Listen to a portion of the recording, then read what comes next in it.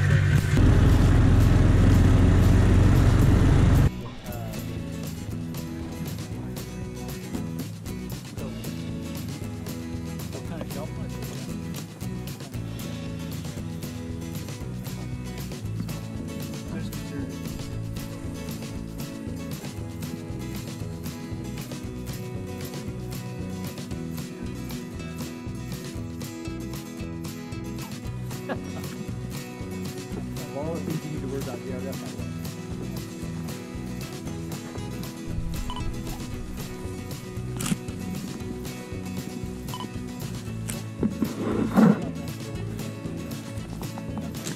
Keeps the eyes moist.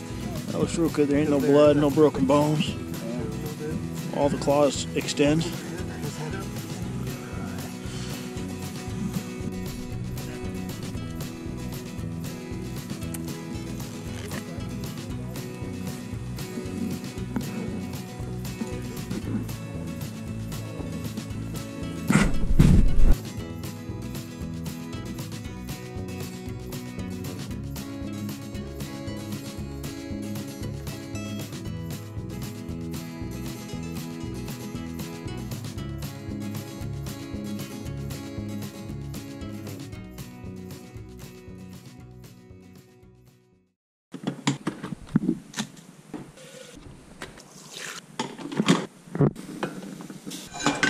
And go.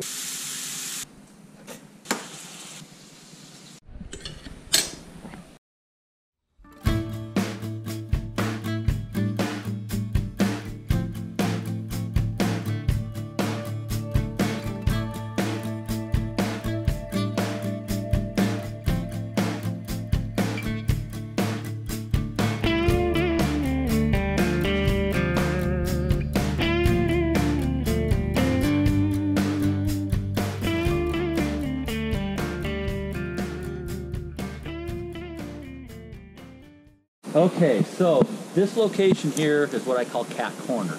The reason I call it Cat Corner, it's a great location for bobcats. I have picked up a couple bobcats over the years here, and so therefore I set it and kind of call it Cat Corner. You're going to see this big rock slide right here. Now this wasn't here last year. Sometime over the past year, you can see up on these cliffs that a section was just sheared off and just slid right down and created this rock slide. This would be a typical cat set for me. I've got my feather as an attractor. Most trappers know that cats primarily hunt by sight. Not that their nose isn't any good, but that's just kind of their mode of operation is to hunt by sight. So if I get their attention with this, hopefully they'll come over. So check it out. I've got some good smelling stuff there. I got a couple feathers around here to make it look inviting. Slap that in there. I've got a couple bones. I mean, just kind of doctored up. You know, cats are a little different than coyotes. You can force them a little bit more. You know, I've got stepping sticks here to guide that cat, and they're more receptive to that than coyotes. Coyotes, you don't want to quite get this fancy with them. They have a tendency to shy away. Not that you can't catch coyotes in this type of set, but definitely a bobcat.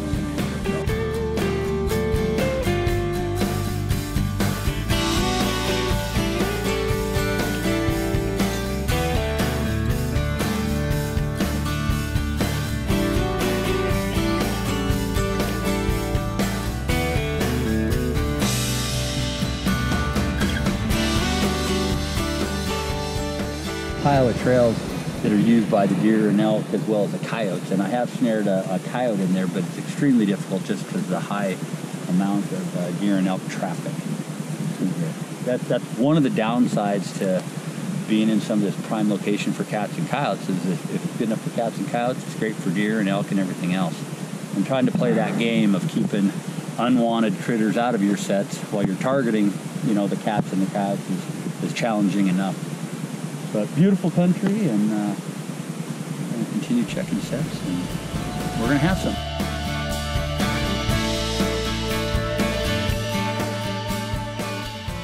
Now, this would not typically be considered fox country. I've been trapping this country for 5 or 6 years now, and it's typically coyote country, but it just goes to show that you'll get some foxes that'll be in this kind of area too. But the nice thing about this fox, here it is, mid-December. Southwest Montana, cold at night, pretty cold, you know, this time of year. Furs is about as good as you're going to get on this. Primed up real nice, and yeah, we'll get this guy dispatched and we'll go check some more sets.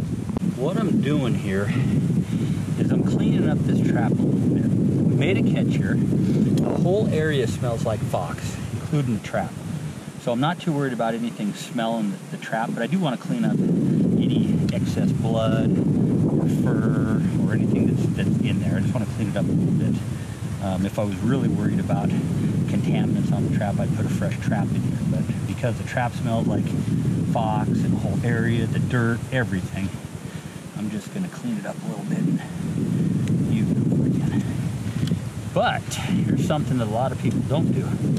After making that catch, I mean, I really can't honestly say that fox didn't do any damage or take it out of adjustment. I don't believe he did, but since I'm going to use that same trap, I am going to do a test fire and just make sure nothing's changed. So, yep, hand tension's good, fire's good, everything. So I'm ready to use that trap again. But if I didn't test it and I put it right in that ground and something was wrong, it could cost me $10,000.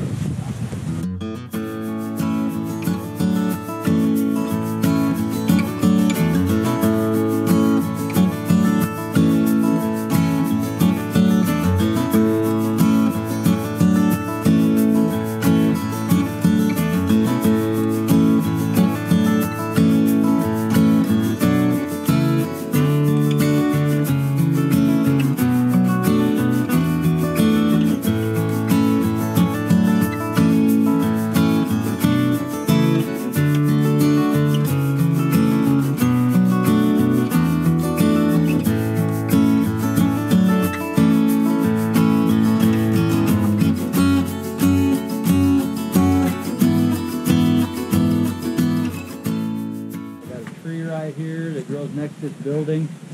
I came in here and I made a little walkthrough set, put some rocks up, and designed as a cat set, but anything, coyote comes walking through there, you could get caught, but it's a good location.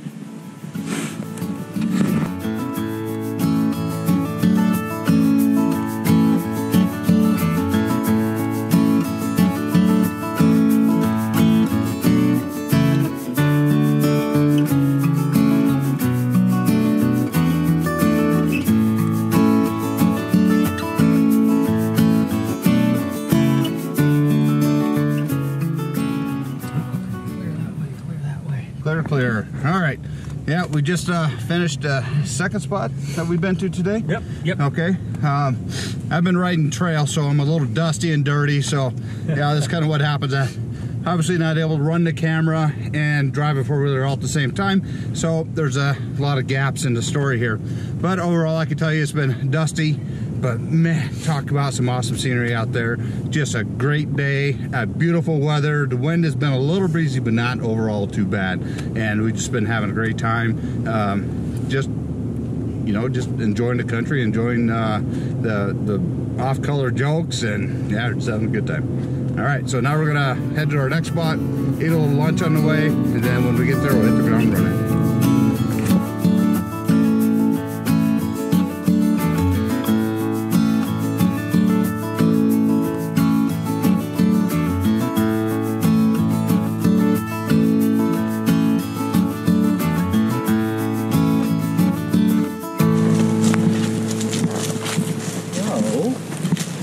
It's hard to see with the naked eye, but I've got a snare right there, and I got it set up for bobcat. And this coyote right here,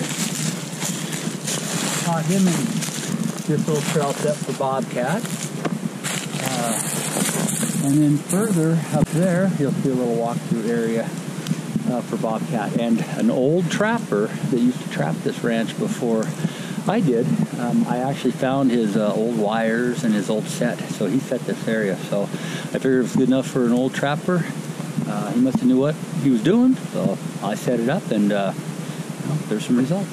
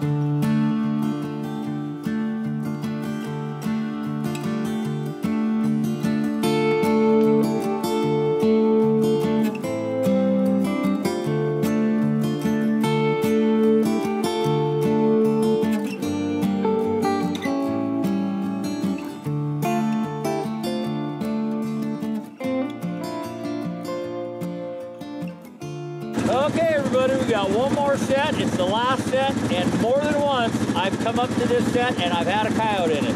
So with a little bit of luck, we'll maybe pick up one more fur. Go get him.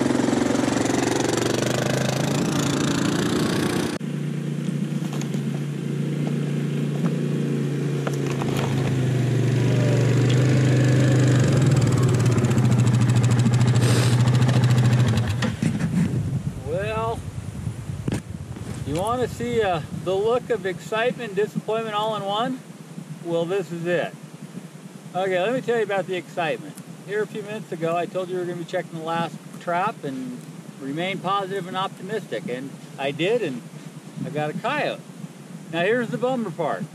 As my buddy pans over and shows you that coyote, he is so rubbed and so worthless, essentially, that he's not even worth saving. I mean, he's all rubbed, and he could be going into mange. Hey everybody. You know, a lot of the trap line for me is many things besides just catching fur. You know, I take a day like today, and I'm in Montana. Here I am in the middle of December. I got blue sky, I got sunshine, I'm hanging out with one of my best friends.